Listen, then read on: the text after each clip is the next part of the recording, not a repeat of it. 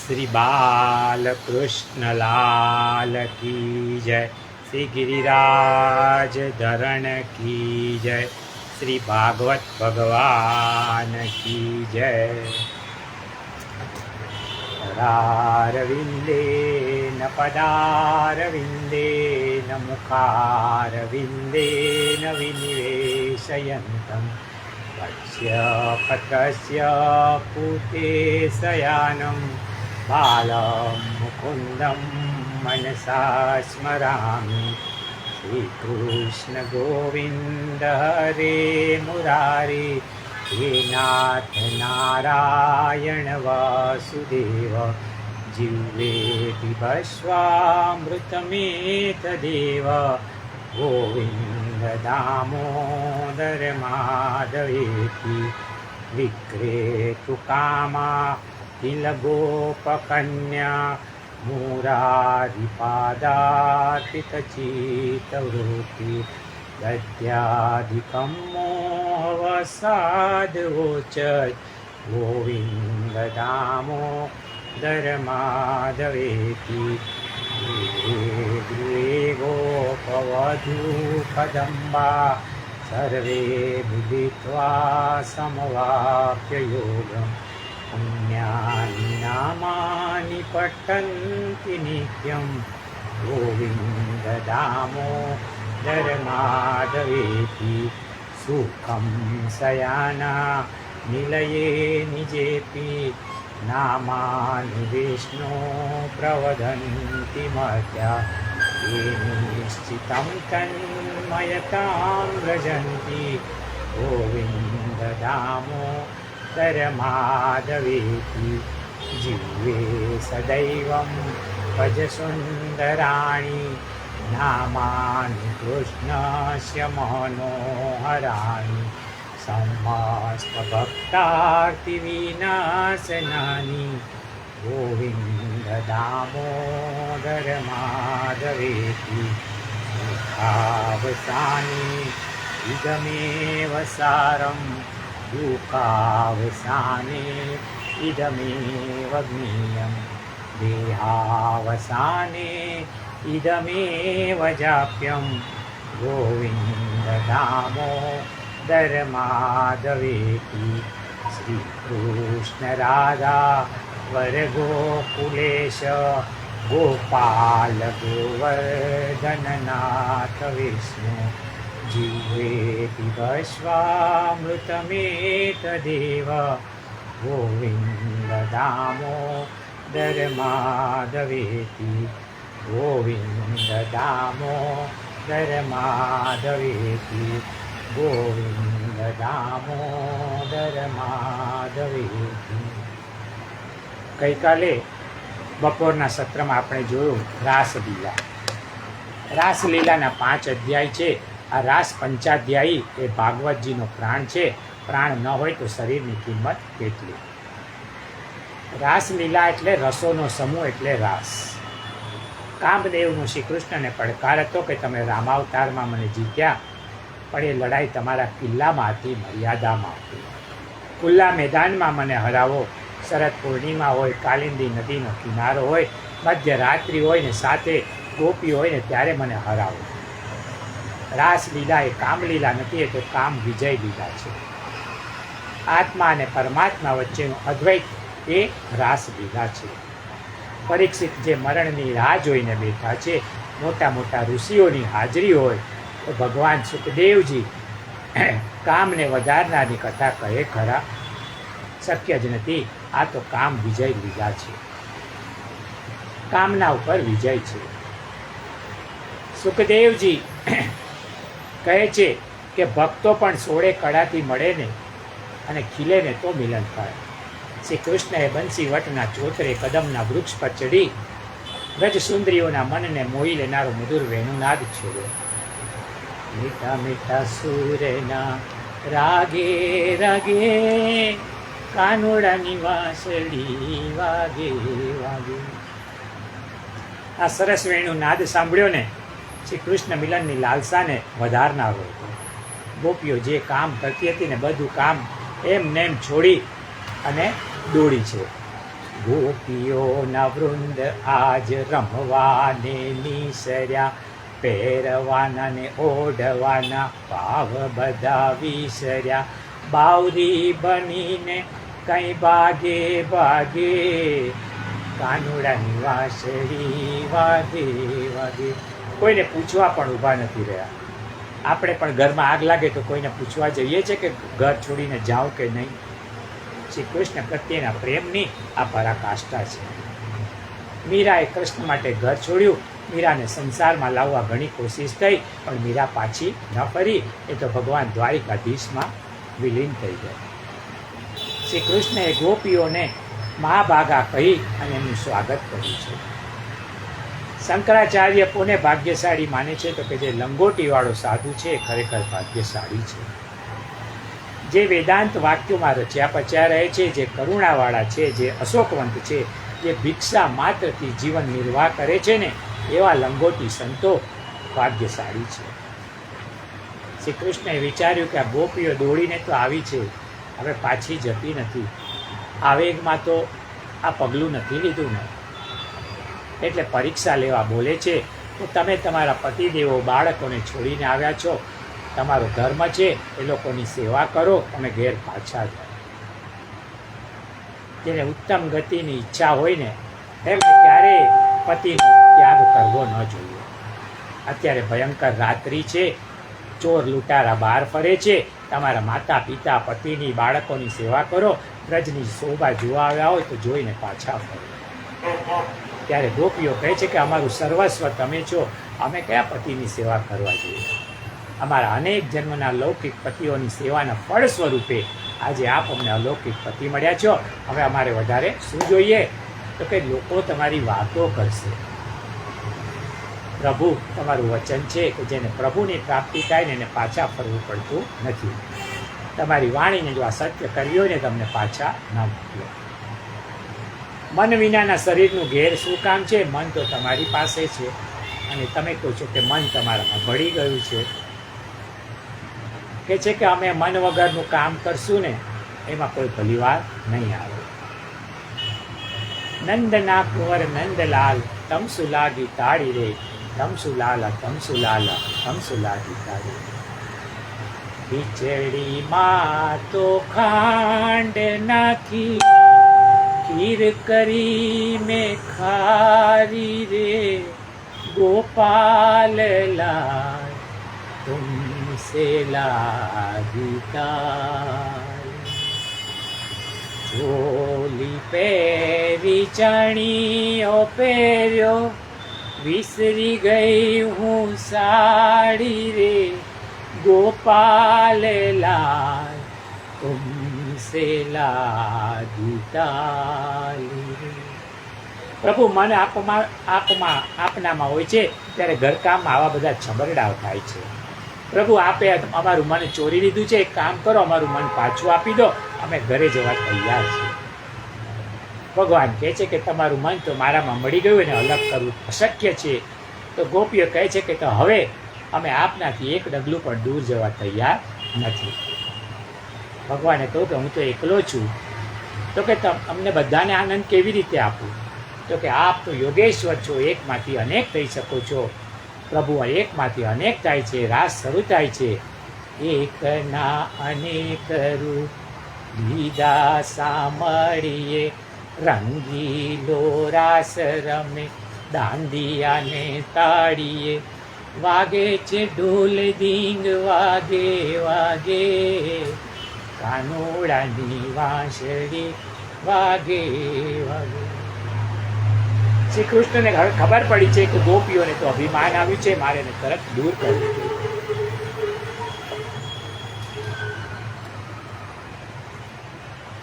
તેથી કરીને શું કરે છે? ગોપી પરિષદમાંથી ભગવાન અદ્રશ્ય થઈ જાય છે અને અદ્રશ્ય થાય છે ને ત્યારે રાધાજીને સાથે લઈને જાય છે.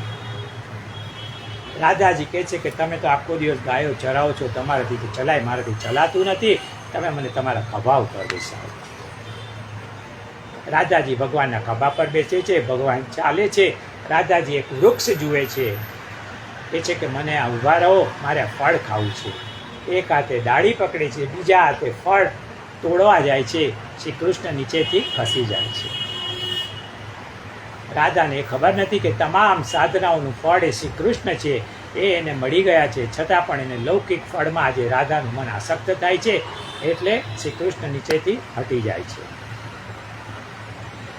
રાધાજીનું અભિમાન વિશેષ, એટલે ગોપીઓ તો નીચે જમીન ઉપર છે, પણ રાધાને તો ઉપર લટકાવ્યા. ભગવાનને નમે એ ગમે, અભિમાન કરે ને હંમેશા લટકતા રહી જાય છે. ગોપિકાઓ ભગવાનને શોધવા નીકળે છે, પીપળાને પૂછે છે, તુલસીને પૂછે છે, પછી કહે છે કે આ લોકો તો બધા અભિમાની છે, પરંતુ અભિમાન પીપળામાં નથી, તુલસીમાં નથી, અભિમાન તો ગોપીઓની આંખમાં છે. ગોપીઓ કહે છે કે પ્રભુ આપના દર્શન સિવાય અમને કશું જોઈતું નથી, પ્રભુ મળતા નથી, હવે શું કરવું? ત્યારે એ લોકો કહે છે કે કૃષ્ણે જે પણ લીલા કરીને આપણે કરીએ. એક ગોપી કૃષ્ણ બની, બીજી પૂતના બની, પૂતનાને ધક્કો મારી પૂતના મોક્ષની લીલા ભજવી. એક ગોપીએ સાડીના પાલવમાં હાથ રાખ્યો, એ જુઓ મેં ગોવર્ધન ધારણ કર્યો છે. જેમ સિપાહી ચોરને શોધે ને, એમ આપણે શ્રી કૃષ્ણને શોધીએ. પ્રભુના પગલાં શોધતા શોધતા એ લોકો આગળ જાય છે. ભગવાનના ચરણના ચિહ્નો દેખાય છે, સાથે બીજા કોકના પગલાં પણ દેખાય છે. તો કહે છે કે અહીં તો કંઈ 2 પગલાં છે, ને પછી થોડે દૂર જાય છે તો ત્યાં ફૂલો દેખાય છે. તો કે પ્રભુએ કોકના માથામાં ફૂલો ખોસ્યા લાગે છે. આગળ ગયા તો ભગવાનના જ માત્ર પગલાં દેખાયા, બીજા પગલાં અદૃશ્ય થઈ ગયા. જોયું તો રાધિકાજી એક ઝાડ ઉપર લટકતા હતા. કહે છે મને કોઈ ઉતારો, મને કોઈ ઉતારો. ગોપીઓ કહે છે કે તમે તો મા ભાગ્યશાળી છો, કૃષ્ણ તમને સાથે લઈને ગયા. તો કે એ તો મને જ ખબર છે કે કોણ ભાગ્યશાળી ને કોણ મા ભાગ્યશાળી, તમે પેલા મને નીચે ઉતારો, અમારા હાથમાં છાલા પડી ગયા છે. રાધાજીને નીચે ઉતાર્યા છે. હવે રાધાજીને પૂછે છે કે બેન હવે ભગવાનને શોધવા ક્યાં? તો કે જલ્દી કરો, હજી ચંદ્રનું અજવાળું છે ને, અંધારું થઈ ગયું ને, તો કાળા કૃષ્ણને અંધારામાં શોધવા મુશ્કેલ છે. બધી ગોપીઓ યમના કિનારે આવી બધાએ નક્કી કર્યું કે આપણે પ્રભુને ગીત પ્યારું છે, એટલે આપણે બધા મળીને ગીત ગાઈએ. આપણે ગઈકાલ સુધી આટલે સુધી વાંચ્યું, હવે આગળ વાંચીએ. ગોપીઓએ યમના કિનારે ગીત ગાયું છે. આ ગીતને સંતો ગોપી ગીત કહે છે. કનક મંજરી છંદમાં ગીત ગાયું છે. એના 19 શ્લોક છે. જય પિતેદિકમ જન્મના વ્રજ શ્રયત ઇન્દરા સસ્વદત્રહી દૈત દ્રશ્યતામ દિક્ષુ પાવક્તા સ્તવૈ ધૃતા વિચિન્વતે. આ શ્લોકના બધા અક્ષરો લઘુ છે. સ્તુતિ લઘુ અક્ષરોથી કરી છે. ગોપીઓની ગુરુતા ગ્રંથિ ચાલી ગઈ છે. હવે નમ્રતા આવી છે, દીનતા આવી છે, લઘુતા આવી છે. વૈકુંઠના નારાયણ અને વ્રજના કૃષ્ણમાં ફેર શું? તો કે વૈકુંઠના નારાયણ તો શંખ વગાડે. વાંસળીનો આનંદ જોઈતો ને તો એ તો વ્રજમાં જ મળે, વૈકુંઠમાં નહીં. નંદ મહોત્સવનો આનંદ વૈકુંઠમાં ક્યાં છે? ત્યાં તો જન્મ જ નથી, ઉત્સવ જ નથી, ત્યાં મહોત્સવ ક્યાંથી હોય? વ્રજમાં મધુમંગલ ભગવાનને ઘોડો કરીને ઉપર બેસે, આવું વૈકુંઠમાં ન થઈ શકે. એટલે ગોપીઓ ગોપી ગીતમાં કહે છે કે પ્રભુ વ્રજનો મહિમા તો વૈકુંઠથી પણ વધ્યો છે. શું કહે છે? મારું વન રાવણ છે રૂડું, એ વૈકુંઠ નહીં રે નહીં આવું નંદજીના લાલ રે, વૈકુંઠ નહીં રે. એ છે વનરાવણ તો બહુ રૂડું છે, મારે વૈકુંઠ નથી આવું ભક્તજનો કહે છે. ભક્તોને જે સુખ વ્રજમાં મળ્યું ને વૈકુંઠમાં નથી મળ્યું. વ્રજમાં તો લક્ષ્મી પોતે દાસી થઈ છે. જે લક્ષ્મીજી વૈકુંઠમાં મહારાણી છે, એ જ લક્ષ્મીજી વ્રજમાં દાસી થઈને આવ્યા છે. વ્રજમાં લક્ષ્મીજી ઠાકોરજીના પ્રાગટ્ય વખતે પધાર્યા. બધી ગોપીઓ નંદાલયમાં નંદ મહોત્સવ વખતે દર્શન કરવા જતી હતી. ત્યારે લક્ષ્મીજી રસ્તામાં ઊભા હતા. લક્ષ્મીજીએ ભારે સાડી અને ભારે ભારે દાગીના પહેર્યા છે. ગોપીઓને કહ્યું કે આ સ્ત્રી આપણા ગામની નથી. અને ગોપીએ પૂછ્યું તમે કોણ છો? તો કે હું વૈકુંઠની લક્ષ્મી છું. તો બેન તમે વૈકુંઠ છોડીને ગોકુળમાં કેમ આવ્યા? તો હું શ્યામ સુંદરના દર્શન કરવા આવી છું. તમારે અને શ્યામ સુંદરને વળી શું લેવા દેવા? તો કે અમારે બહુ જૂનો સંબંધ છે. લક્ષ્મી કહે છે કે બેન મેં જોયું કે નંદાલયમાં બહુ ભીડ છે, મારે કઈ રીતે શ્યામના દર્શન કરવા, મને કોઈ રસ્તો બતાવો ને. ગોપીએ કહ્યું કે તમે એક કામ કરો, આસોપાલવના પાન તોડી લાવી તોરણ બનાવો અને ગોકુળમાં ઘેર ઘેર જઈને તોરણ બાંધતા બાંધતા નંદાલયમાં જાઓ. ત્યાં તમારા હાથમાં તોરણ હશે ને એટલે તમને કોઈ રોકશે નહીં. તમારે તોરણ લઈને નંદાલયમાં જઈને જ્યાં જશોદાજી શ્યામ સુંદરને ખોળામાં લઈને બેઠા છે ને એ બારણામાં ઊંચા થઈ અને તોરણ બાંધજો એટલે તમને લાલાના દર્શન થઈ જશે. લક્ષ્મીજી તોરણ લઈને નંદાલયમાં આવ્યા. એને જોઈને બધા કહેવા લાગ્યા એ તોરણ બાંધવા માલણ આવી છે એને જગ્યા આપો. રસ્તો આપ્યો અને અંદર ગયા. તોરણ બાંધે છે, એમને પ્રભુના દર્શન થયા. લક્ષ્મીજી દર્શન કરતા ભાન ભૂલ્યા, ત્યાંથી ખસતા જ નથી. ત્યાં તો દર્શનની ભીડમાં લક્ષ્મીજીને પણ ધક્કો લાગ્યો અને લક્ષ્મીજી બાજુ પર ધકેલાઈ ગયા. દર્શન કરી લક્ષ્મીજી રસ્તા પર ઊભા હતા. ત્યાં પેલી ગોપીઓ એમને જોયા ત્યારે પૂછ્યું તમને લાલાના દર્શન થયા કે નહીં? હા, મને સરસ રીતે દર્શન થયા, પરંતુ દર્શન કર્યા પછી મેં નક્કી કર્યું છે કે મારે વ્રજ છોડીને હવે વૈકુંઠ નથી જવું. ગોપીએ કહ્યું કેમ? તો કે મારે અહીં પ્રભુની સેવા કરવી છે. અરે ગોપીએ કહ્યું અરે તમારા જેવી તો અહીં હજારો લક્ષ્મીઓ આટા મારે છે. લક્ષ્મી સહસ્ત્ર લીલાભી સેવ્યમાનમ કલાનિધિ. હજારો લક્ષ્મીઓ પ્રભુની સેવામાં છે એટલે તમારી સેવાની કંઈ જરૂર નથી, તમારે અહીં નથી રહેવાનું. લક્ષ્મીજી કહે છે બેન મને બીજી કોઈ સારી જગ્યા બતાવો. ત્યારે ગોપીએ કહ્યું કે આ વ્રજમાં એક બેલવન છે, ત્યાં તમે રહી શકો છો, પરંતુ એક શરત, લક્ષ્મી તરીકે નહીં પણ માલણ તરીકે રહેવાનું અને દરરોજ અમારા શ્યામ માટે ફળ ફૂલ લઈને નંદાલયમાં આવવાનું. આ પ્રમાણે વ્રજમાં લક્ષ્મી પણ માલણ તરીકે રહેવા લાગી. આ છે વ્રજનો મહિમા. નારાયણને પકડશો ને તો લક્ષ્મીને આવ્યા વગર કોઈ છૂટકો જ નથી. લક્ષ્મીજી તો પતિવ્રતા છે, પતિ હોય ને ત્યાં લક્ષ્મીજી જવાનું છે. લક્ષ્મી વ્રજમાં આવી એ ખબર કઈ રીતે પડી?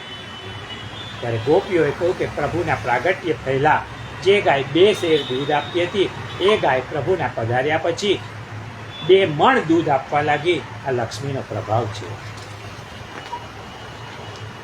વ્રજના ખેતરોમાં પણ શેરની જગ્યાએ મણના હિસાબે અનાજ પાકવાથી લક્ષ્મી ઉભરાઈ ગઈ.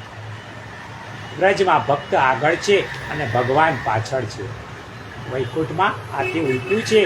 વ્રજમાં કનૈયો પીછો કરે અને ગોપી યશોદાને ફરિયાદ કરે. યશોદા ગોપીને કહે છે કે કૃષ્ણને જુએ ને ત્યારે તું ઘૂમટો ખેંચી લેજે. ગોપી કહે છે મેં એવું પણ કર્યું હતું પણ દર્શનની લાલચ રોકાતી નથી. યમુના કિનારે ગઈ હતી, પ્રભુ રમતા હતા, પણ આ ફરિયાદનું તો બહાનું છે. હું તો કનૈયાના દર્શન કરવા આવી છું. આ વ્રજનો મહિમા છે. વ્રજના ભક્તો ક્યારેય વૈકુંઠનું નામ લેતા જ નથી. ગોપીઓ કહે છે કે અમે તમારા છીએ, તમારા માટે જીવીએ છીએ.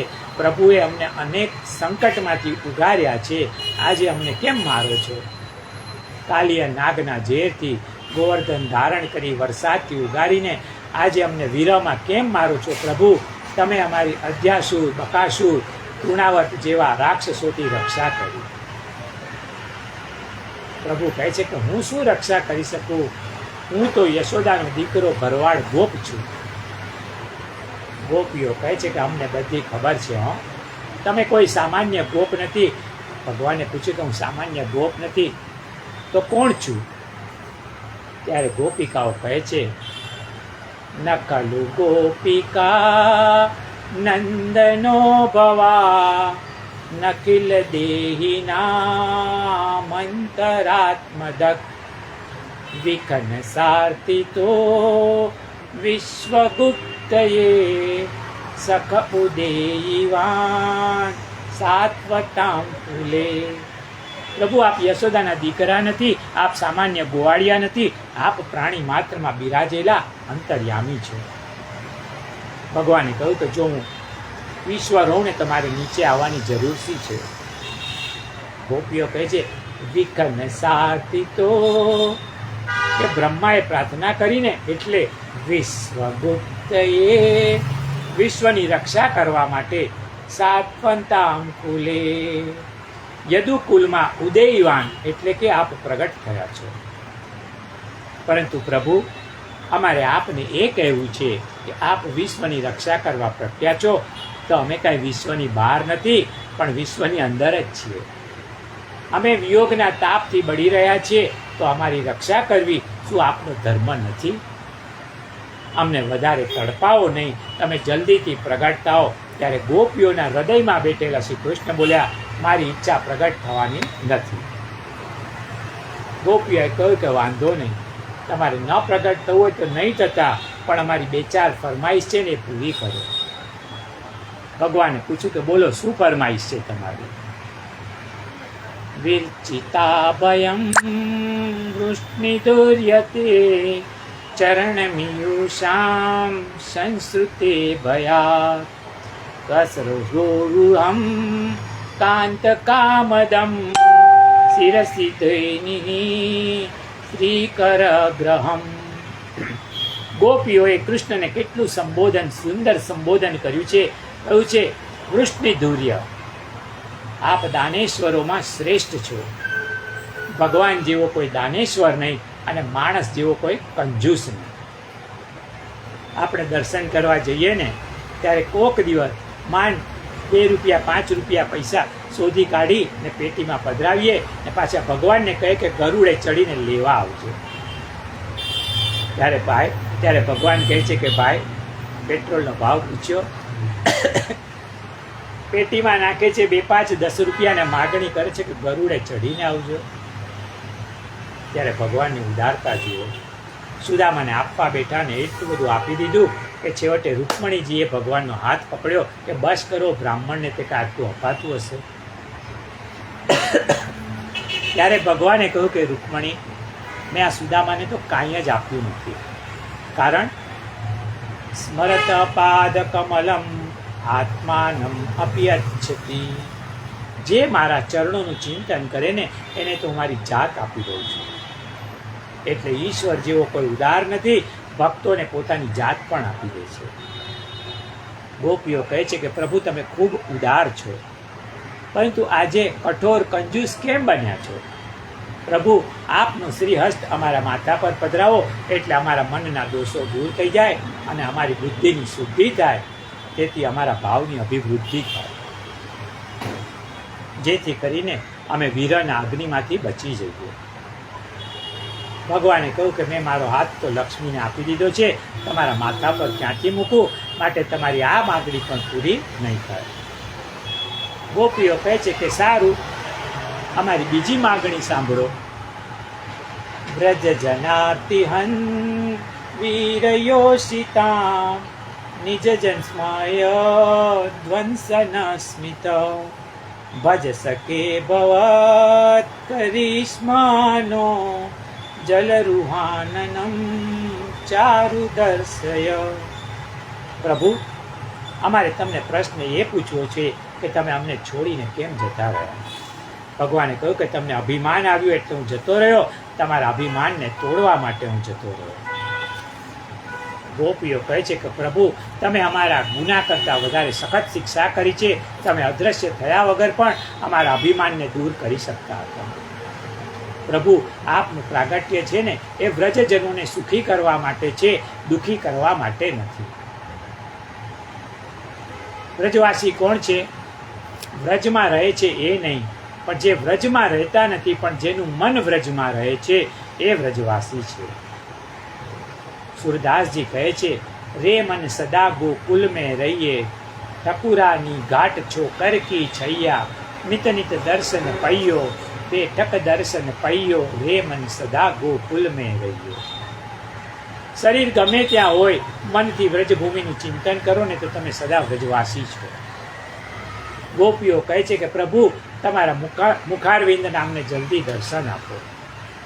ભગવાને કહ્યું કે તમારી આ માગણી પણ હું સ્વીકારી નહીં શકું. વાંધો નહીં, અમે બીજી એક માગણી રજૂ કરીએ છીએ, સાંભળો.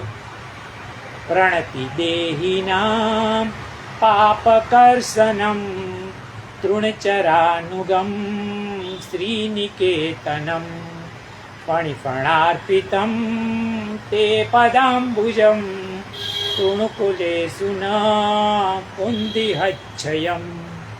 પ્રભુ, એક કામ કરો, આપના ચરણારવિંદ અમારા હૃદય પર પધરાવો. આપના ચરણારવિંદ કેવા છે? તો કે પ્રણતિ દેહિનામ, પ્રણત દેહિનામ પાપકર્ષનમ. આપના ચરણોમાં નમસ્કાર કરનારના, પાપોના નાશ કરનારા, કંકરને શંકર બનાવનારા, મામૂલીને મહાન બનાવનારા, પતિતને પાવન કરનારા આપના ચરણારવિંદ છે. અહલ્યાને બધા પાપી કહેતા હતા, પણ આપના ચરણ સ્પર્શથી અહલ્યા સતી થઈ ગઈ. અમારા હૃદયમાં જે અભિમાનનું પાપ છે ને, એને આપના ચરણ પધરાવીને દૂર કરો અને અમને નિષ્પાપ બનાવો. ભગવાને કહ્યું કે એ નહીં બને. ત્યારે ગોપીઓએ કહ્યું, તૃણચરા નિગમ. અરે, વૃંદાવનમાં ગાયોની પાછળ દોડતા દોડતા જે ચરણ છે એ અમને પવિત્ર નહીં કરે? ગાય માટે આપ એ ચરણનો ઉપયોગ કરો છો ને અમારા માટે નહીં? ગાયોને સુલભ એ અમારા માટે દુર્લભ શા માટે? ભગવાને કહ્યું કે નહીં બને, નહીં બને. ગોપીઓએ કહ્યું, કેમ નહીં પધરાવો? ભગવાન કહે કે તમારા હૃદયમાં રહેલું અભિમાનનું ઝેર મને વળગી જાય તો. ત્યારે ગોપીઓએ કહ્યું કે રેવા દો પ્રભુ, તમે પેલા ફણિફણાર્પિતમ કાલીય નાગના મસ્તક ઉપર ચરણ પધરાવ્યા ત્યારે એનું ઝેર તમને ન વળગ્યું, તો અમારું ઝેર તમને કઈ રીતે વળગે? ભગવાને કહ્યું કે મારા બે ચરણ છે, એક ચરણ પર તુલસીનો અને બીજા ચરણ પર લક્ષ્મીનો અધિકાર છે, એટલે એ ચરણ આ બેની રજા સિવાય બીજે ક્યાંય હું પધરાવી ન શકું. વાહ પ્રભુ વાહ! ગોપીઓ કહે છે, પેલા બલિરાજાના માથા પર ચરણ પધરાવ્યો ત્યારે તુલસી અને લક્ષ્મીજીની રજા લઈને પધરાવ્યો હતો. કાલિયા નાગના માથા પર બબ્બે ચરણ પધરાવ્યા ત્યારે કોને પૂછીને પધરાવ્યા હતા? ગોપીઓ કહે છે કે ચરણ ન પધરાવો હોય ને તોય કાંઈ સો વાંધો નહીં, અમારી બીજી માગણી સાંભળો. પ્રભુ, આપની પાસે છે ને 5 અમૃત છે. આ સાંભળીને ભગવાનના કાન ચમક્યા. કઈ શું વાત છે, તમને ખબર છે? ગોપીઓ કહે છે કે હા, અમને બધી ખબર છે, અને એમાંનું અમે માત્ર એક જ અમૃત માગીએ છીએ. કયા 5 અમૃત છે? તો કે નાદામૃત. વેણુ નાદ કરીને આપે દુનિયાને નાદામૃતનું દાન કર્યું. નાદામૃત કરી ભગવાને એમનામાં રહેલા આનંદને લૂંટાવ્યો.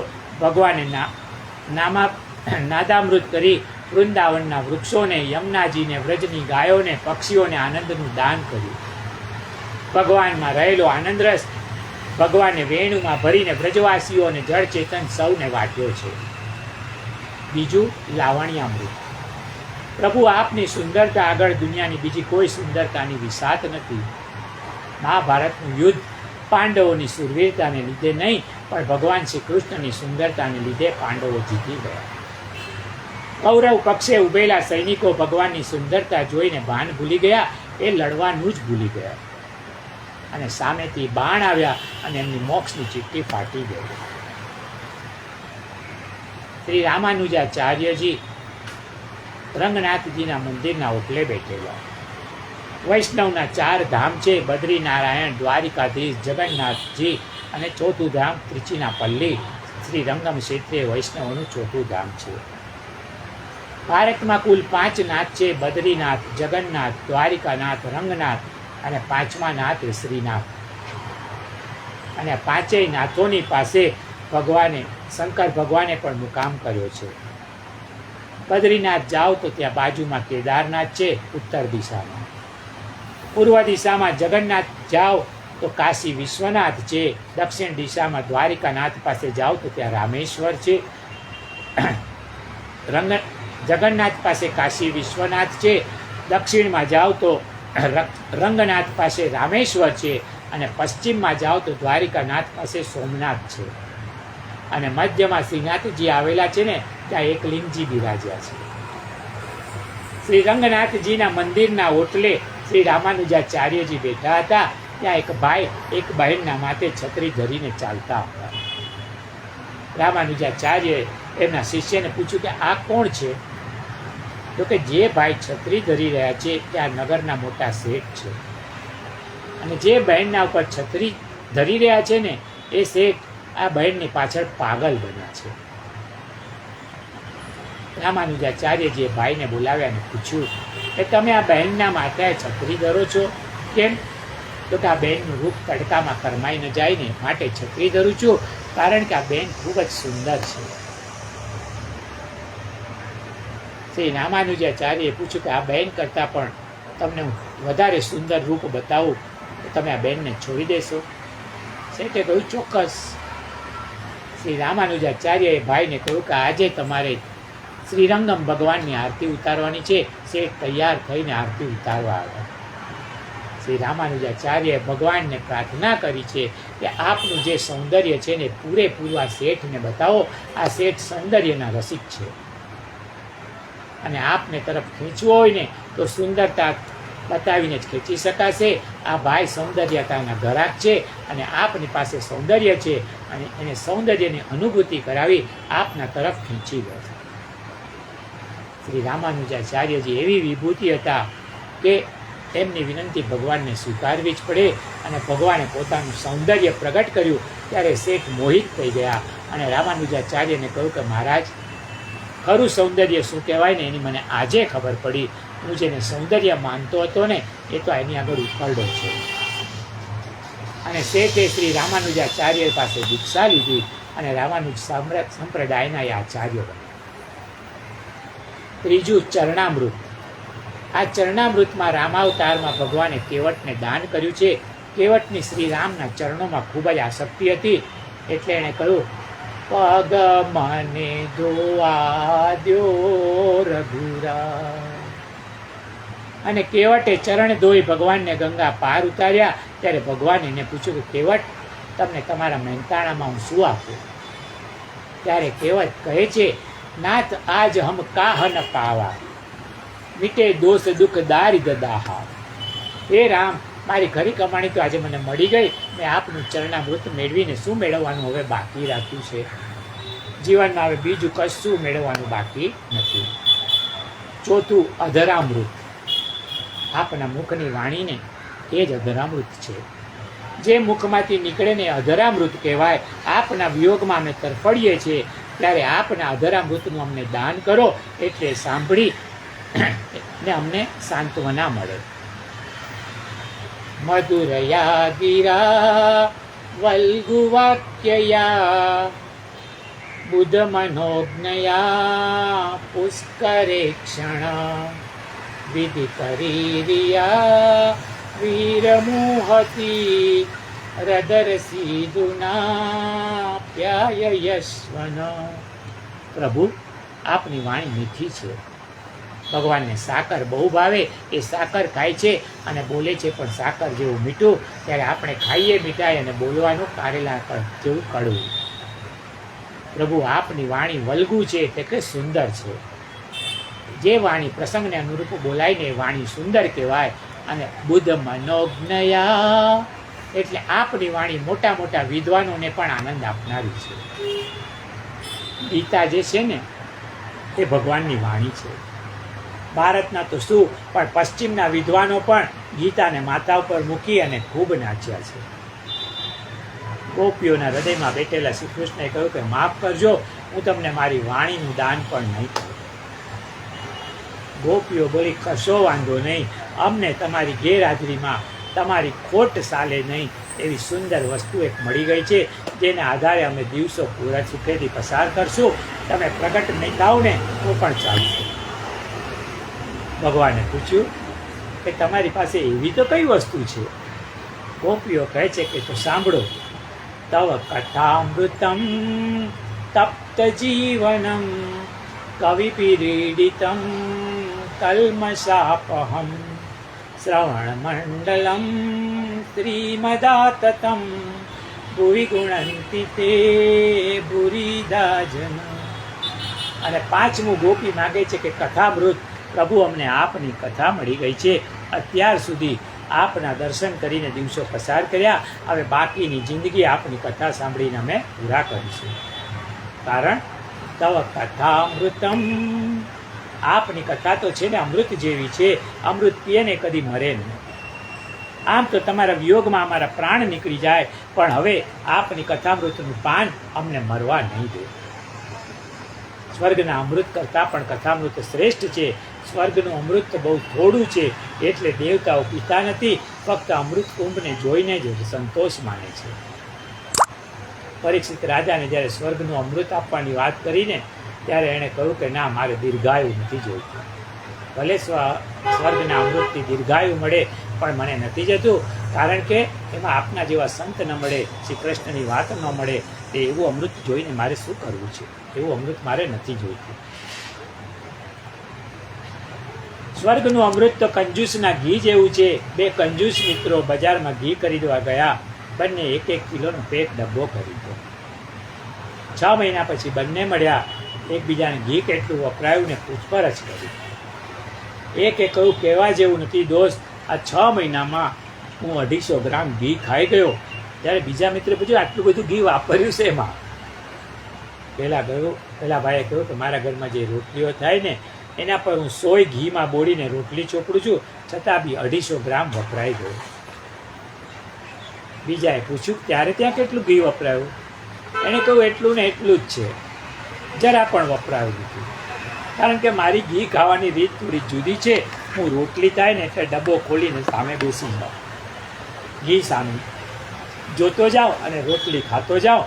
એટલે 6 મહિના થયા પણ 1 ગ્રામ પણ ઘી વપરાયું નથી. કંજૂસને ડર છે કે ખાઈશ ને તો ખૂટી જશે, એટલે ઘીનો ડબ્બો ખોલીને જોઈને સંતોષ માને છે. સ્વર્ગનું અમૃત ખૂટી જાય, પણ કથામૃત ગમે તેટલું વાપરો ને એ ખૂટતું જ નથી. હજારો વર્ષોથી સંતો આ કથામૃતને ગાઈ રહ્યા છે, પણ એનો કદી પણ અંત આવતો નથી અને એનો અંત આવવાનો પણ નથી. હરિ અનંત, હરિકથા અનંત. પ્રભુ આપની કથા કેવી છે? તો કે તપ્ત જીવનમ, સંતપ્તને પણ શીતળતા આપનારી છે. માણસને જ્યારે જ્યારે ખૂબ ઉદ્વેગ થાય ને ત્યારે જો આવીને કથામાં બેસે ને તો એને અવશ્ય શાંતિ મળશે. ભગવાનની કથા મનના સંતાપને દૂર કરે છે અને આપની કથાનું કવિ ભીરીડિતમ, મોટા મોટા વ્યાસ અને વાલ્મીકી જેવા કવિઓ પણ ગાન કરે છે. અને કલ્મષાપહમ, આપની કથા પાપ કરતા રોકે છે અને પાપોને ધોઈ નાખે છે. બીજું શ્રવણ મંગલમ, એટલે આપની કથા સાંભળનારનું અવશ્ય મંગલ થાય છે. જુઓ, યોગની વાત સાંભળવાથી મંગળ ન થાય, યોગ કરવો પડે. આવે છે ને 21મી જૂન યોગ ડે, તો એ દિવસે યોગ કરવો પડે. એમને વાતો કરવાથી યોગ ન થાય, મંગળ ન થાય. આસનો કરવા પડે, પ્રાણાયામ કરવું પડે, પ્રત્યાહાર, આવું બધું કરવું પડે ને તો જ કલ્યાણ થાય. એવી જ રીતે કર્મકાંડની વાતો સાંભળવાથી પણ કલ્યાણ ન થાય. એનો પણ વિધિ જે હોય એ પૂરો કરવો પડે. પરંતુ કથાના શ્રવણ માત્રથી કલ્યાણ થાય. ખાલી કથા સાંભળો ને તો પણ તમારું કલ્યાણ નિશ્ચિત છે. સંત પુનિત મહારાજ કથા માટે શું લખે છે? મંગળ સૌ કરનારું પ્રભુ કથામૃત તારું, બ્રહ્માદિ દ્વારા એ ગવાયું, ત્રિભુવન આખું પાવન થાતું, તાપ ત્રિવિધ હરનારું પ્રભુ કથામૃત તારું. સુણતા પાપી પાપ નિવારે, પહોંચે ભવસાગરને કિનારે, ભક્તિ મુક્તિ દેનારું પ્રભુ કથામૃત તારું. ગોપીઓ કહે છે કે પ્રભુ આપની કથા કેવી છે? શ્રીમદ આપ સુંદર છો ને એવી આપની કથા પણ સુંદર છે, અને આતતમ આપની જેમ આપની કથા પણ સર્વવ્યાપક છે. સંસારમાં એક પણ એવી જગ્યા નથી કે જ્યાં ભગવાનની કથા ન થતી હોય. અરબસ્તાનમાં જાઓ તો મોહબ્બત પૈગંબરની કથા ચાલે, પાતાળમાં જાઓ તો શેષ નારાયણ ભગવાનની કથા કરે, સ્વર્ગમાં જાઓ તો નારદજી ભગવાનની કથા કરે, બ્રહ્મલોકમાં સનત કુમારો ભગવાનની કથા કરે, અને અહીં ધરતી પર અનેક સંતો ભગવાનની કથા કરતા હોય છે, એટલે ભગવાનની કથા પણ ઈશ્વરની જેમ સર્વવ્યાપક છે. અને ભગવાનની કથાનું દાન કરનાર વક્તાઓ જ સાચા અર્થમાં દાની છે.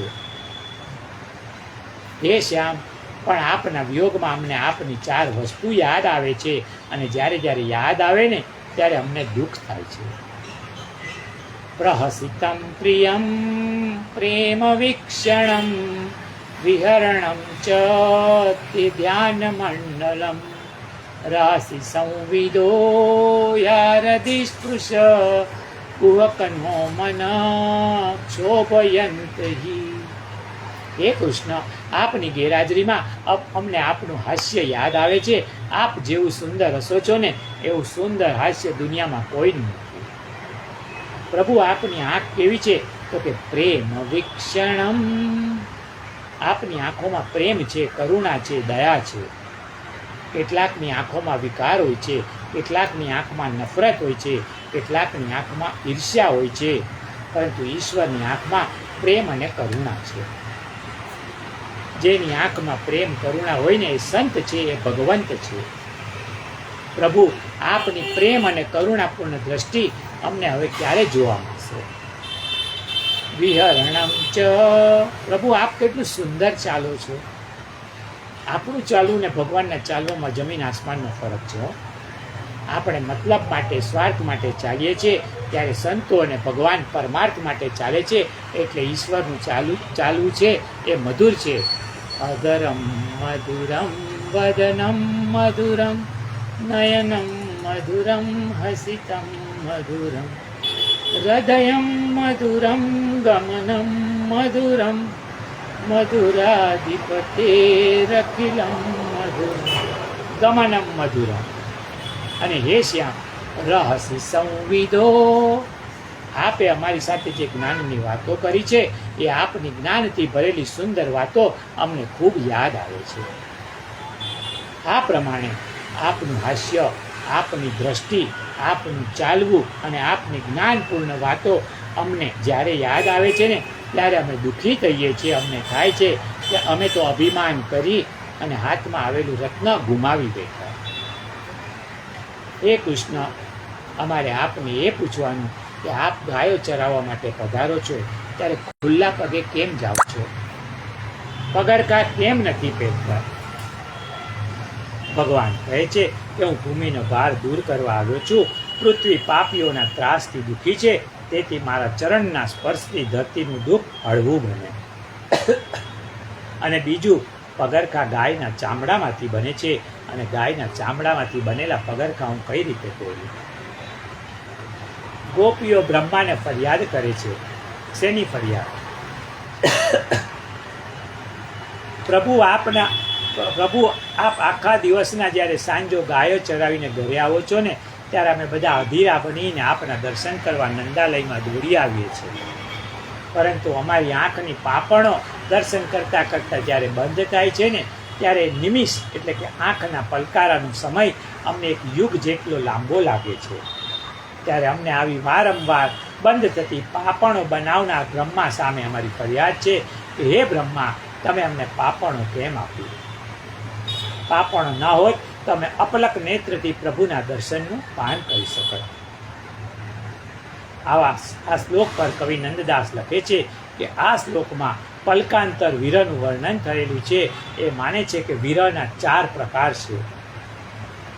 એક તો દેશાંતર વિરહ. ઠાકોરજી વ્રજ છોડીને મથુરા પધાર્યા, મથુરાથી દ્વારિકા પધાર્યા, એના કારણે જે ભક્તોને વિરહ થયો ને એ દેશાંતર વિરહ છે. બીજો વનાંતર વિરહ. શ્રી કૃષ્ણ વનમાં ગાયો ચારવા જતા ત્યારે ગોપીઓ એમના વિરહમાં વેણુ ગીત ગાતી, યુગલ ગીત ગાતી, આ વનાંતર વિરહ છે. ત્રીજો પ્રત્યક્ષ વિરહ છે. ભગવાન સામે જ છે છતાં ભક્તોને વિરહ થાય છે. એમને એમ થાય છે કે આ ઠાકોરજી હમણાં તો સામે ઊભા છે, પરંતુ ક્યાંક અમને છોડીને જતા તો નહીં રહે ને.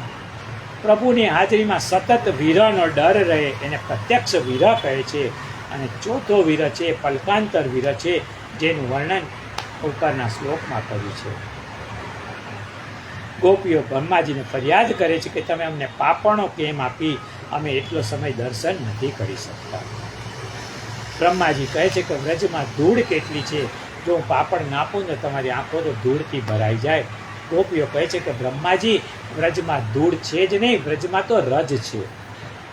અને હે બ્રહ્મા, જેની આંખમાં વ્રજની ધૂળ પડી નથી ને એનું તો જીવન માત્ર ધૂળ છે. ગોપીઓ કહે છે કે બ્રહ્મા, તમારું પ્રાગટ્ય કમળમાંથી થયું છે ને, કમળ જળ છે, પછી તમારી બુદ્ધિ પણ જળ જ હોય ને. યતે સુજાત ચરણાંબરં તનેષુ વિતાસને પ્રિયદધિ મહાકર્કશેષુ તેનાટવિમ તસી તદ્વ્યતને કિશ્ચિત કૃપાદભિભવતી દીર્ઘુદાયુષામ. ગોપીઓ રડે છે, રડીને એમનું હૃદય વિશુદ્ધ બન્યું છે. વિનતી કરત ભયો ભોર, કબ દેખોગે મેરી ઓર, નાગર નંદ કિશોર. જન્મ જન્મ કી દાસી તિહારી, તાપર ઇતનો જોર, નાગર નંદ કિશોર. પાણી વિના માછલી તરફડે ને એમ ગોપીઓ આજે શ્રી કૃષ્ણના વિરહમાં તરફડે છે. ભગવાને જોયું કે ગોપીઓનો અહંકાર અશ્રુ બનીને બહાર નીકળી ગયો છે. એમનું અંતર વિશુદ્ધ બન્યું છે. એટલે હવે જો પ્રગટ નહીં થાવ ને તો ગોપીઓના પ્રાણ નીકળી જશે. અને તે જ વખતે મોર મુકટ સિર પર ધર્યો, મુખમુરલી ઘનઘોર, વૃંદાવન કી કુંજ ગલી મેં જય જય જુગલ કિશોર. ગોપી પરિષદમાં શ્રી કૃષ્ણ પ્રગટ થઈ ગયા. ભગવાનના દર્શન કરતા જાણે મળદામાં પ્રાણ આવી ગયા. અને ગોપીઓને પૂછ્યું કે બોલો હવે તમારી શું ઈચ્છા છે. ગોપીઓએ કહ્યું કે પ્રભુ, આ અધૂરો રહેલો રાસ રમાડી અમને આનંદમાં ડૂબાડો. અને તે જ વખતે શ્રી કૃષ્ણ એકમાંથી અનેક થઈ ગયા. ગોપીઓમાં પ્રાણ આવ્યા. ચંદ્ર સરોવર પર ગોપીઓ સાથે મહારાસ શરૂ થયો. પરમાત્મા પરમ સુખનું દાન કરી રહ્યા છે. એકના અનેક રૂપ લીધા સામળીએ, રંગીલો રાસ રમે દાંડિયા ને તાળીએ. વાગે છે ઢોલ ડીંગ વાગે વાગે, કાનુડાની વાંસળી વાગે વાગે. દેવોના વૃંદ જોવા આવ્યા આકાશમાં, ગેલું બન્યું છે વ્રજ રાસના વિલાસમાં. દર્શન ગોવિંદ એવા માગે માગે, કાનોડાની વાંસળી વાગે વાગે. મીઠા મીઠા સૂરના રાગે રાગે, કાનોડાની વાંસળી વાગે વાગે. પૂનમનો ચાંદ આજ અમૃત વરસાવતો, રસનો સાગર જાણે મોજાયું ચડતો. સગડે આનંદમય લાગે લાગે, કાનોડાની વાંસળી વાગે વાગે. મીઠા મીઠા સૂરના રાગે રાગે, કાનોડાની વાંસળી વાગે વાગે. શ્રી કૃષ્ણ ગોપીઓ સાથે ચંદ્ર સરોવર પર રાસ રમે છે ત્યારે કૈલાસ પર્વત પરથી પાર્વતીજી સજી ધજીને નીકળ્યા. મહાદેવજીએ પૂછ્યું કે દેવી ક્યાં પધારો છો. પાર્વતીજી કહે છે કે વૃંદાવનમાં શ્રી કૃષ્ણ અને ગોપીઓનો મહારાસ ચાલી રહ્યો છે, એનો આનંદ લૂંટવા હું જઈ રહ્યો છું. મહાદેવજીએ કહ્યું કે તમે જાઓ છો તો હું અહીંયા એકલો બેસીને હું શું કરું, હું પણ ત્યાં આવું છું. પાર્વતીજીએ કહ્યું કે રાસલીલામાં પુરુષોને પ્રવેશ નથી, ત્યાં ફક્ત ને ફક્ત ગોપીઓને અને સ્ત્રીઓને જ પ્રવેશ છે. મહાદેવજીએ કહ્યું કે હું સાડી પહેરી લઉં, એમાં શું છે. પાર્વતીજી કહે છે ના હો, તમારાથી સાડી ન પહેરાય. મહાદેવજી કહે છે કે જો પેલો મોહન મોહિની થઈ શકતો હોય તો મને સાડી પહેરવામાં શું વાંધો છે. ભોળાનાથ ખુશ ખુશ છે.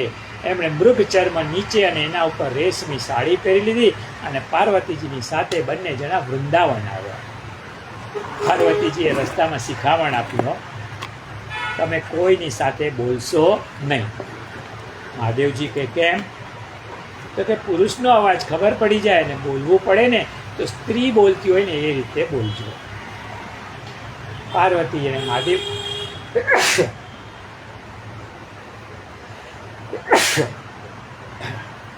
શ્રી કૃષ્ણ.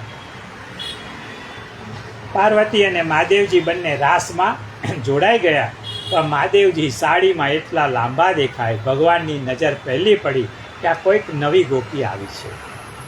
આટલી લાંબી ગોપી તો વ્રજમંડળમાં કોઈ છે જ નહીં, આ આવી ક્યાંથી? ઠાકોરજીએ પાર્વતીજીને ઈશારો કર્યો, આ નવી કોણ છે? પાર્વતીએ કહ્યું કે મારી બહેનપણી છે. ભગવાને પૂછ્યું ક્યાંથી આવી આ તમારી બહેનપણી? તો કે કૈલાસથી આવી છે. ભગવાન કહે છે અચ્છા એનું નામ શું છે? પાર્વતી કહે છે કે એનું નામ ત્રિલોચના છે. ભગવાન કહે છે કે 3 લોચન તો ભોળાનાથ સિવાય બીજા કોઈને નથી. ભગવાને રાધાજીને પૂછ્યું કે રાધે, હું આ નવી ગોપી આવી છે એનો હાથ પકડીને રાસ રમું? રાધાએ કહ્યું કે ભલે પધારો. શ્રી કૃષ્ણ મહાદેવજીનો હાથ પકડીને રાસમાં નાચવા લાગ્યા, અને નાચતા નાચતા મહાદેવજીની રેશમી સાડી વાઘાંબર પરથી સરકીને નીચે પડી ગઈ અને ભોળાનાથ ખુલ્લા પડી જતા ત્યાંથી ભાગ્યા.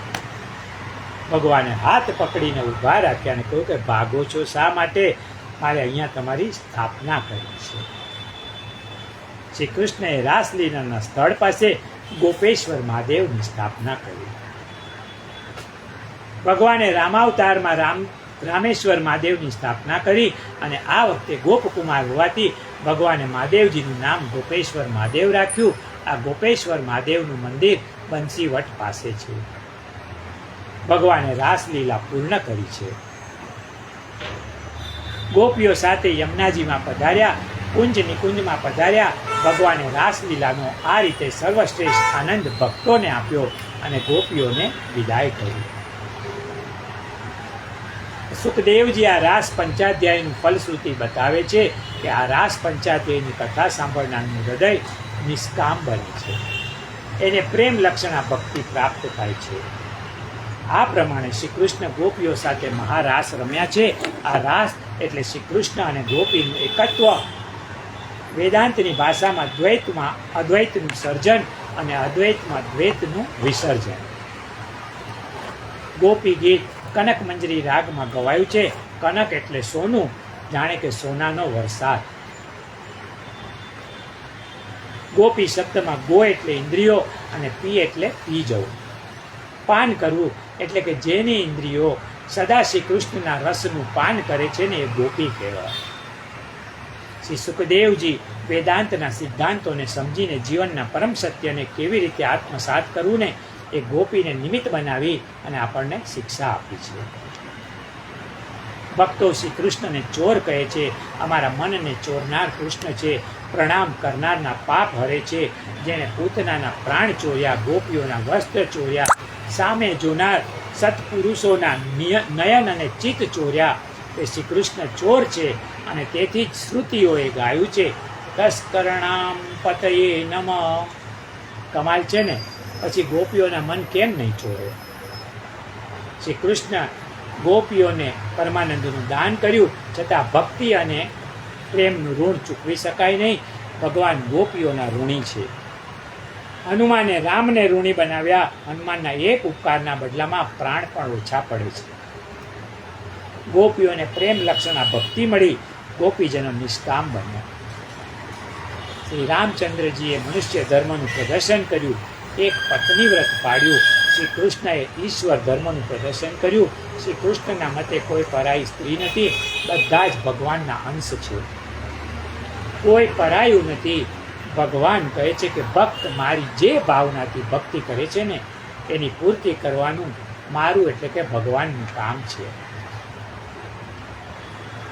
સુખદેવજી કહે છે કે હે રાજન, એકવાર નંદ બાવા શ્રી કૃષ્ણ અને ગોપીજનો સાથે ગાડામાં બેસી અંબિકા વનની યાત્રાએ ગયા. ત્યાં સરસ્વતી નદીમાં સ્નાન કરી ભગવતી અંબિકાની ભક્તિ ભાવથી પૂજા કરી બ્રાહ્મણોને ગાયો અને વસ્ત્રાલંકારનું દાન આપ્યું. આ વનમાં એક મોટો અજગર રહેતો હતો. એણે નંદબાવાને પકડ્યા. નંદબાવા બૂમો પાડવા લાગ્યા, હે કનૈયા, હે કૃષ્ણ, જલ્દી આવો, અજગર મને ભરખી જશે, મને બચાવી લે. નંદબાવાનો અવાજ સાંભળી શ્રી કૃષ્ણ દોડી આવ્યા અને અજગરને પોતાનું ચરણ સ્પર્શ કર્યો.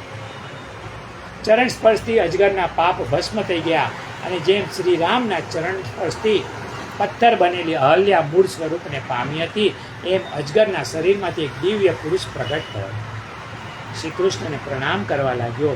શ્રી કૃષ્ણે એને પૂછ્યું કે કોણ છો અને આવા અજગરના અધમ શરીરને કેમ પ્રાપ્ત કર્યો? દિવ્ય પુરુષ કહે છે કે હું સુદર્શન નામનો વિદ્યાધર હતો, દેખાવે સુંદર અને ધનવાન હતો. ધન અને રૂપના અભિમાનમાં મેં અંગીરા કુળના એક કુરૂપ ઋષિની મસ્કરી કરી હતી. તેથી ઋષિએ મને શ્રાપ આપ્યો હતો અને હું અજગર થયો.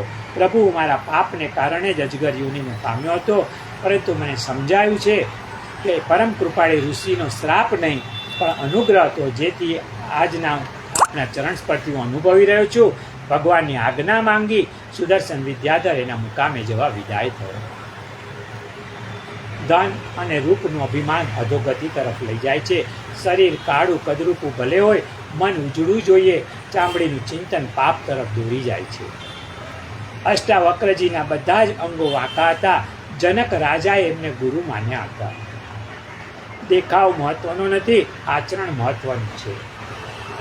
મહાત્માઓ કોઈની આકૃતિ જોતા નથી, કૃતિ જુએ છે. આકાર તો વિકાર પેદા કરે છે.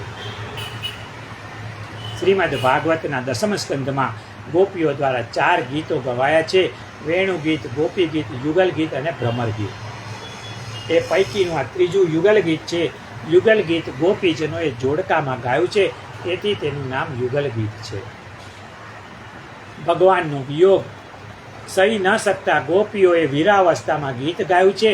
વેણુ ગીત જે છે ને એ આરતી અવસ્થામાં ગાયું છે, જ્યારે ગોપી ગીત છે એ સ્નેહાવસ્થામાં ગાયું છે. યુગલ ગીતમાં ગોપીઓ શ્રી કૃષ્ણને ફરિયાદ કરે છે. કહે છે કે શ્યામ, તમે ગાયો ચરવા જાઓ ત્યારે સાંજે મોડા કેમ આવો છો? ગોપીઓ પૂછે છે, કૃષ્ણ વન માતે કેમ લાગી વાર, મોડા કેમ આવ્યા? માતા જશોદાજી જોઈ રહ્યા વાટ, તમે મોડા કેમ આવ્યા?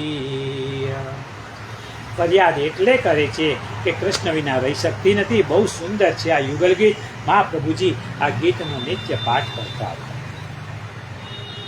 એકવાર વૃંદાવનમાં શ્રી કૃષ્ણ બ્રજ વનિતાઓ સાથે વિનોદ કરી રહ્યા હતા, ત્યારે શંખચૂડ નામે કુબેરના અનુચરે આવીને 2-3 ગોપીઓને પકડીને ભાગવા લાગ્યો. ગોપીઓ ચીસો પાડવા લાગી. શ્રી કૃષ્ણએ શંખચૂડને પકડી મુષ્ટિ પ્રહાર કર્યો અને એનો વધ કર્યો અને ગોપીઓને નિર્ભય કરી. એક દિવસ અરિષ્ટાસુર નામનો કંસનો મિત્ર બળદનું રૂપ લઈ વ્રજમાં આવ્યો. પર્વતાકાર શરીરવાળો આ બળદ પોતાના પગ અને શિંગડાથી જમીનને ખોદતો ખોદતો શ્રી કૃષ્ણને મારવા એની સામે ધસી ગયો. શ્રી કૃષ્ણે એના શિંગડા પકડી અને જમીન પર પછાડ્યો અને બંને શિંગડા ઉખાડી નાખ્યા. ગવાયેલો અશિષ્ટાસુર થોડી વારમાં મરણ પામ્યો. કંસનો મોકલેલો કેસી નામનો અસુર ઘોડાનું રૂપ લઈને વ્રજમંડળમાં આવ્યો. શ્રી કૃષ્ણએ એના પાછલા પગ પકડી જમીન પર પછાડીને મારી નાખ્યો. એકવાર શ્રી કૃષ્ણ અને બલરામ ગાયો ચારવા ગોવર્ધન પર્વત પર ગયા. ગાયો દૂર દૂર ચરતી હતી, ત્યારે ભગવાન ગોપ બાળકો સાથે વાઘ બકરીની રમત રમતા હતા. એવામાં વ્યોમાસુર નામનો એક રાક્ષસ ગોવાળિયા રૂપે રમતમાં પડી ગયો. એણે કેટલાક ગોપ બાળકોને વાઘ બનીને પકડી લીધા અને પર્વતની ગુફામાં જઈને સંતાડી આવ્યો. શ્રી કૃષ્ણ દૈત્યના પરાક્રમને જાણી ગયા અને વ્યોમાસુરને પકડીને નિષ્પ્રાણ કર્યો અને ગોવાળિયાઓને શોધી લાવ્યા. આ પ્રમાણે શ્રી કૃષ્ણએ વ્રજભૂમિની કેટલાય અસુરોના ત્રાસથી રક્ષા કરી પોતાના પ્રાગટ્યને સાર્થક બનાવ્યું. એક દિવસ નારદજી ફરતા ફરતા મથુરામાં કંસ પાસે આવ્યા અને કંસને પૂછ્યું કે કંસ, તને પેલો દેવકીનો 8મો પુત્ર મળ્યો કે નહીં? કંસે કહ્યું કે મહારાજ, મારું ગુપ્તચર ખાતું એને શોધી રહ્યું છે. નારદે કહ્યું કે કંસ, તને ખબર નથી, વસુદેવે તારી સાથે દગો કર્યો છે. તું ઘોડો છે, તને વસુદેવે છેતર્યો છે. વસુદેવ એમના 8મા પુત્રને ગોકુળમાં નંદરાયને ઘેર મૂકી આવ્યા અને યશોદાની પુત્રીને અહીં લઈ આવ્યા. એ શ્રી કૃષ્ણ છે ને યશોદાનો નહીં, એ દેવકીનો પુત્ર છે અને બલરામ વસુદેવની પત્ની રોહિણીનો પુત્ર છે. આ સાંભળીને કંસ ક્રોધે ભરાયો, વસુદેવને મારવા તૈયાર થયો. નારદે વિચાર્યું કે દુષ્ટ વસુદેવને મારી નાખશે ને તો અનર્થ થશે. નારદને સળગાવતા પણ આવડે છે, એમ ઓલવતા પણ આવડે છે. વેર વધારે ને એ વૈષ્ણવ નથી. નારદે કંસને શાંત પાડ્યો અને કહ્યું કે કંસ, હવે વસુદેવને મારવાથી કોઈ ફાયદો થવાનો નથી. તારો દુશ્મન કોણ છે? કૃષ્ણ છે. તું વસુદેવને મારશે ને, એની જાણ થશે ને તો કૃષ્ણ ગોકુળથી છટકી જશે, તો તારા હાથમાં નહીં આવે. એક કામ કર, તું હવે કૃષ્ણને મારવાની તજવીજ કર. કંસે સલાહકારોની મિટિંગ બોલાવી છે. ધનુષ યજ્ઞ કરવાની તૈયારી કરી. આ યજ્ઞ સંપન્ન થાય ને તો યજમાનનું આયુષ્ય વધે અને દુશ્મન નાશ પામે. પરંતુ યજ્ઞનો એક ગેરફાયદો એ છે કે 5 દિવસના યજ્ઞમાં કોઈ વિઘ્ન આવે ને તો યજમાનનો જ નાશ થાય. કંસે પેતરો ગોઠવ્યો અને યજ્ઞમાં નંદ બાવાને આમંત્રણ મોકલવાનું નક્કી કર્યું. બલરામ અને શ્રી કૃષ્ણને સાથે લાવવાનું ષડયંત્ર ગોઠવ્યું. ખાનગીમાં એના કુસ્તીબાજોને કહી દીધું કે કૃષ્ણ બલરામ આવે ને એટલે એમને મારી નાખવા. તુલસીદાસજીએ સાચું જ કહ્યું છે કે જાકો નાથ દારૂન દુઃખ દેહી તાકી મતી પહેલે હર લેહી. શું કહે છે? મૃત્યુ નજીક હોય ને ત્યારે માણસની મતિમાં ફેર પડે છે. સાત્વિક જનોના પુણ્ય કર્મમાં અને તામસી જનોના પાપમાં વૃદ્ધિ થાય છે.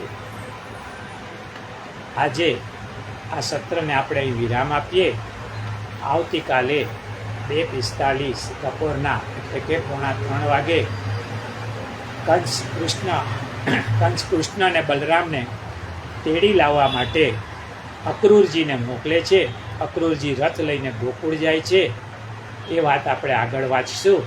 ત્યાં સુધી સર્વને જય શ્રી કૃષ્ણ, જય શ્રી કૃષ્ણ, જય શ્રી કૃષ્ણ.